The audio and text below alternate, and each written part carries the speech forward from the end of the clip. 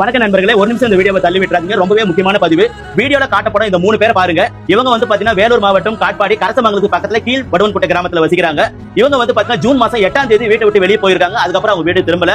அம்மா, பையன், பொண்ணு 3 பேருமே காணாம போயிட்டு இருக்காங்க. அந்த பொண்ணோடைய அம்மா தான் இவங்க. ரொம்பவே கஷ்டப்பட்டு இருக்காங்க. எல்லா இடத்துலயும் தேடி பார்த்திருக்காங்க, எங்கேயுமே கிடைக்கல. 3 பேர் காணாம போயிட்டு இருக்காங்க. உங்க வீட்டு பிள்ளையா நினைச்சு இந்த வீடியோவை நிறைய பேருக்கு ஷேர் பண்ணுங்க. 3 பேர் காணாம போனதுல இருந்து இன்னைக்கு வரைக்கும் அவங்க ரொம்ப கஷ்டப்பட்டு ரொம்ப வேதனையா இருக்காங்க. காவல்துறையிலையும் புகார் பண்ணி அவங்களும் எஃப்ஐஆர் காப்பி போட்டிருக்காங்க.